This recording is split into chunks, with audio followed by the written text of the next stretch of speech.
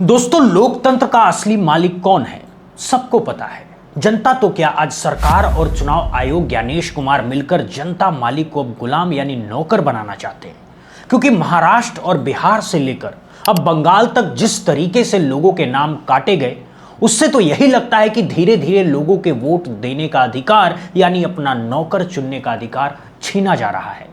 मैं ये नौकर शब्द इसलिए बोल रहा हूं क्योंकि लोकतंत्र का यही नियम है। जनता चुनती है कि हमारा विकास कौन करेगा, कौन सही है कौन गलत है, ये नेता हो या अधिकारी। लेकिन यही नेता या अधिकारी अब मनमानी करने लगे तो उन्हें बदलना बहुत जरूरी है। और दुनिया के सबसे बड़े लोकतांत्रिक देश के चुनाव आयोग ज्ञानेश कुमार ने जो पूरी दुनिया में भद्द पिटवाई है, उसी पर आज हम बात करेंगे कि कैसे ज्ञानेश कुमार यानी मुख्य चुनाव आयुक्त के काम पर विदेशों में भी चर्चा का केंद्र अब बन गया है। कैसे ज्ञानेश कुमार ने अपने नाम की चर्चा विदेशों तक पहुंचा ली है, आज हम यही जानेंगे। जी हां, साल 2026 के पश्चिम बंगाल विधानसभा चुनाव से पहले एक ऐसा फैसला लिया गया जिसने लोकतंत्र, चुनाव प्रक्रिया और निष्पक्षता तीनों पर बड़े सवाल खड़े कर दिए। यह फैसला था मतदाता सूची का यानी स्पेशल इंटेंसिव रिवीजन यानी एसआईआर का। कागजों में ये एक सामान्य प्रशासनिक प्रक्रिया लगती है, लेकिन जब आंकड़े सामने आए तो मामला सिर्फ प्रक्रिया का नहीं बल्कि लोकतंत्र के अधिकार का बन गया। क्योंकि इस प्रक्रिया के दौरान करीब 90 लाख मतदाताओं के नाम मतदाता सूची से हटा दिए गए। अब सवाल यह है कि क्या यह सिर्फ तकनीकी सुधार था या इसके पीछे कोई बड़ी राजनीतिक रणनीति छिपी हुई है। और अब इसी खबरों को विदेशी मीडिया में प्रमुखता से दिखाई जा रही है, आलोचना की जा रही है। यानी कुल मिलाकर चुनाव आयोग यानी मुख्य चुनाव आयुक्त जो ज्ञानेश कुमार जी हैं, उनके कामों की चर्चा अब विदेशों तक होने लगी है। सबसे पहले हम समझते हैं कि एसआईआर क्या होता है। स्पेशल इंटेंसिव रिवीजन यानी जिसे हम एसआईआर कहते हैं, वो मतदाता सूची को अपडेट करने की एक प्रक्रिया है। इसका उद्देश्य होता है कि जो मरे हुए लोग हैं उनके नाम हटाना, एक ही व्यक्ति के दो नाम होने पर सुधार करना, नए मतदाताओं को जोड़ना, गलत या फर्जी एंट्रियों को हटाना। यह प्रक्रिया इलेक्शन कमीशन ऑफ इंडिया द्वारा समय समय पर की जाती है। लेकिन पश्चिम बंगाल में इस बार जो हुआ उसने इस प्रक्रिया की निष्पक्षता पर सवाल खड़े कर दिए हैं। अब आंकड़े क्या कहते हैं? साल 2025 के अंत से शुरू हुई और अप्रैल 2026 की शुरुआत में पूरी हुई यह प्रक्रिया। इस प्रक्रिया के दौरान करीब 90 लाख नाम मतदाता के नाम सूची से हटाए गए।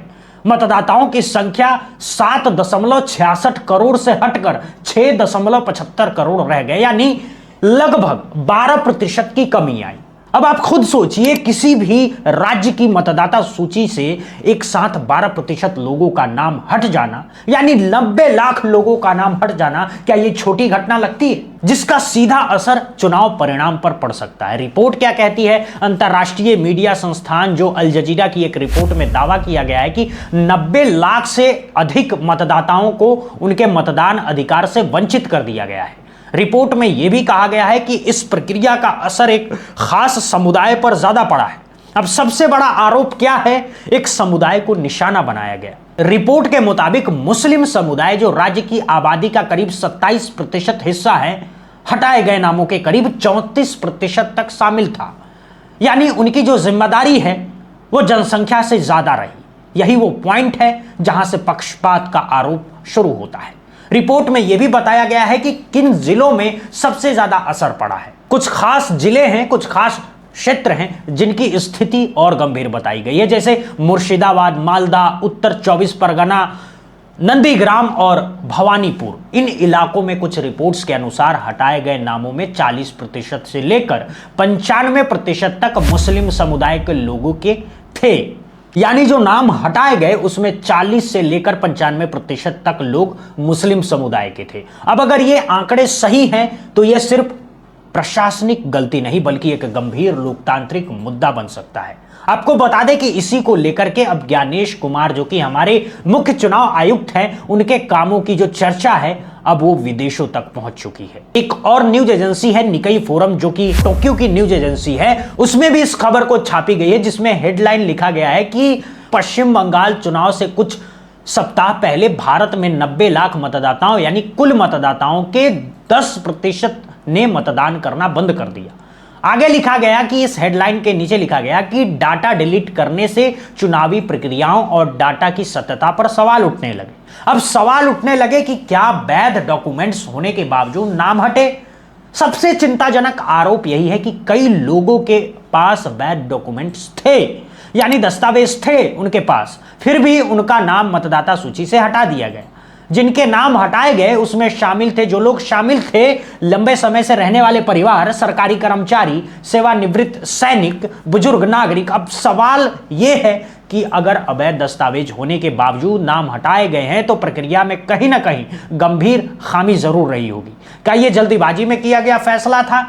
लोग इस पे कह रहे हैं, जो आलोचक हैं उनका कहना है कि यह पूरी प्रक्रिया बहुत जल्दीबाजी में की गई थी और सबसे बड़ी समस्या थी पारदर्शिता की कमी। लोगों को समय पर न तो सूचना मिली, ना ही पर्याप्त मौका मिला अपना नाम वापस जोड़ने का, यानी प्रक्रिया तकनीकी से ज्यादा प्रशासनिक दबाव जैसी लगने लगी। अब इस पूरे मामले में सवाल यही उठ रहा है कि इस पूरे मामले में राजनीति कहां से आई। यहां से शुरू होता है सबसे बड़ा राजनीतिक विवाद, क्योंकि केंद्र सत्ता में है। बीजेपी और विपक्ष का आरोप है कि मतदाता सूची में बड़े पैमाने पर बदलाव चुनाव से ठीक पहले करना राजनीतिक फायदे लेने की कोशिश होती है। यानी अगर किसी खास क्षेत्र या समुदाय के मतदाताओं की संख्या कम हो जाए तो चुनाव के परिणाम सीधे प्रभावित हो सकते हैं। सरकार का पक्ष क्या है? सरकार और चुनाव आयोग का कहना है कि यह प्रक्रिया पूरी तरह नियमों के अनुसार हुई है और इसका उद्देश्य सिर्फ मतदाता सूची को साफ और सही बनाना है।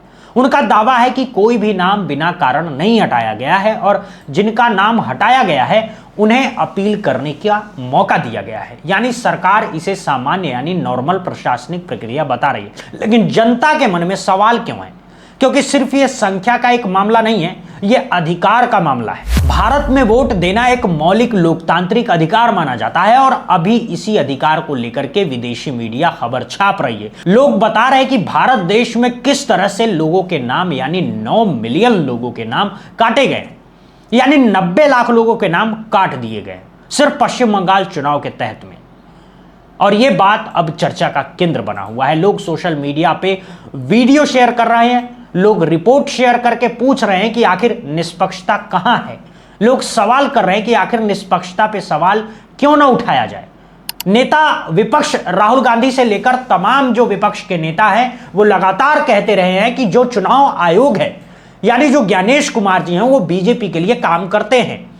वो लोग वो निष्पक्ष काम नहीं करते हैं। और अब ये जो रिपोर्ट जिस तरह से छापी गई है, जिस तरह से विदेश की मीडिया ये खबर दिखा रही है, उससे कहीं ना कहीं यही लगता हुआ दिखाई दे रहा है कि अगर किसी व्यक्ति का नाम बिना सही कारण से सूची से हटा दिया जाए तो वो व्यक्ति सीधे तौर पर अपने अधिकार से वंचित हो जाता है। और यही वजह है कि यह पूरा मुद्दा इतना संवेदनशील बन गया है। लोग सवाल कर रहे हैं कि जब वोट देने का अधिकार ही छीन लिया गया है तो अब क्या करेंगे? लोकतंत्र कैसे चलेगा? लोकतंत्र की ताकत सिर्फ सरकार या नेता नहीं होते, लोकतंत्र की असली ताकत मतदाता होते हैं। जी हां, अगर मतदाता का नाम सूची से गायब हो जाए तो लोकतंत्र की नींव कमजोर हो जाती है। और जब यह संख्या 90 लाख जैसी बड़ी हो तो सवाल उठना लाजमी है।